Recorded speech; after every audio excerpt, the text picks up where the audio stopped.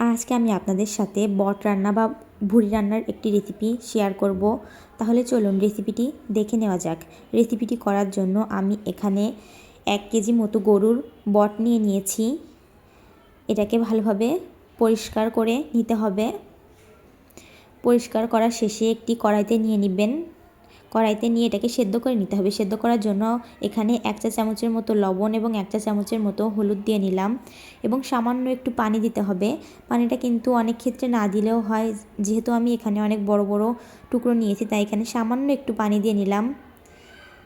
মানে এক হাতে যতটুকু পরিমাণে পানি ধরে ততটুকু পরিমাণ পানি দিলেই কিন্তু হবে। তাহলে বুঝতে পারছেন যে কতটুকু পানি দিতে হবে।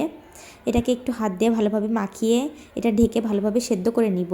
এভাবে সেদ্ধ করে কিন্তু এই ভুঁড়িটা কাটলে খুব সহজেই কিন্তু কাটা যায়, না হলে কাঁচা থাকতে কিন্তু কাটতে খুবই ঝামেলার মনে হয়।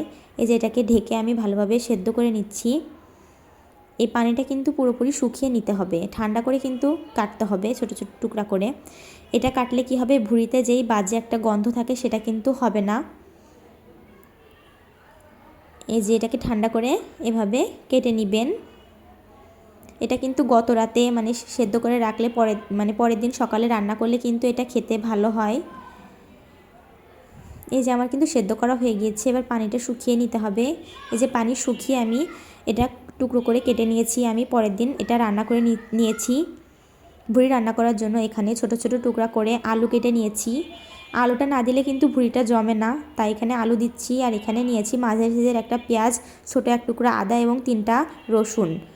এটাকে ধুয়ে ভালোভাবে বেটে নিয়েছি। এবার বাটা মশলার ভেতরে দিয়ে নিলাম 1/2 চামচের মতো মরিচের গুঁড়া, 1 চা চামচের 4 ভাগের 1 ভাগ এলাচের গুঁড়া, 4 ভাগের 1 ভাগ দিয়ে নিলাম এখানে গোলমরিচের গুঁড়া এবং 4 ভাগের 1 ভাগ দিয়ে নিলাম এখানে লবঙ্গ গুঁড়া এবং দিয়ে নিলাম 1/2 চামচের মতো লবণ।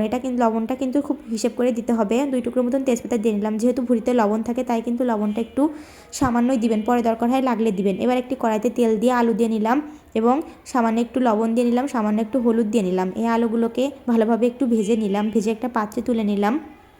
এবার ওই একই তেলের ভেতরে আর একটু তেল দিয়ে তেলটা গরম হয়ে গেলে যে আগে থেকে যে মশলাটা রেডি করে রেখেছিলাম সেই মশলাটা তেলের ভেতরে দিয়ে নিলাম। মশলাটা দিয়ে একটু তেলের ভেতরে নাড়াচাড়া করে নিচ্ছি। 1 মিনিটের মতো এটা নাড়াচাড়া করে এটা মশলা ভালোভাবে কষানোর জন্য একটু সামান্য পানি দিয়ে নিলাম। মশলার বাটিটা ধুয়েই কিন্তু আমি এখানে পানি দিয়ে নিয়েছি। এবার পানির ভেতরে 1/2 চা চামচের মতো লবণ, 1/2 চা চামচের মতো গরম মশলার গুঁড়া, 1/2 চা চামচের মতো এখানে দারুচিনি গুঁড়া এবং 1/2 চা চামচের মতো জিরা গুঁড়া দিয়ে নিলাম। যদি এগুলো গুঁড়া না থাকে তাহলে কিন্তু বেটে দিবেন এবং গরম মশলাগুলো কিন্তু গোটা দিলেও সমস্যা নাই। এটাকে ভালোভাবে একটু মিশিয়ে মশলাটা ভালোভাবে কষিয়ে নিব যতক্ষণ না পর্যন্ত মশলার উপর থেকে তেল উঠে আসে। এই যে মশলার উপর থেকে তেল উঠে এসেছে, মশলাটা কষানো হয়ে গিয়েছে। এবার আগে থেকে যে ভুঁড়িটা কেটে রেখেছিলাম সেটা মশলার ভেতরে দিয়ে কিছুক্ষণ এভাবে নাড়াচাড়া করে নিব 1 মিনিটের মতো। ভুঁড়িটার সাথে মশলাটা এভাবে নাড়াচাড়া করে নিচ্ছি। কিছুক্ষণ এটাকে এভাবে নাড়াচাড়া করা হয়ে যাওয়ার পরে আগে থেকে যে ভেজে রাখা আলু রেখেছিলাম সেটা কিন্তু ভুঁড়ির ভেতরে দিয়ে নিলাম। দিয়ে এটাকে আবার একটু সামান্য নাড়াচাড়া করে নিচ্ছি। এবার আমি এখানে পানি দিয়ে নিব, যেহেতু এই ভুঁড়িটাও কিন্তু সেদ্ধ করা আর আলুটাও কিন্তু ভাজতে ভাজতে প্রায় 80% সেদ্ধ হয়ে গিয়েছে, তাই এখানে পানিটা সামান্য দিলে হবে। যতটুকু আপনারা ঝোল ঝোল তো ভুঁড়িতে খায় না, ভুনা ভুনা যেহেতু খাবেন সেহেতু যতটুকু খেতে চান ততটুকু পরিমাণে পানি দিয়ে নেবেন। এবার ভুঁড়িটাকে এভাবে রান্না করে নেবেন ঢেকে। এই যে আমার প্রায় কিন্তু রান্নাটা শেষের পথে। এই পর্যায়ে আপনারা একটু লবণ চেখে নিতে পারেন। যদি লবণ কম মনে হয় এই পর্যায়ে কিন্তু আপনারা একটু লবণ দিতে পারেন।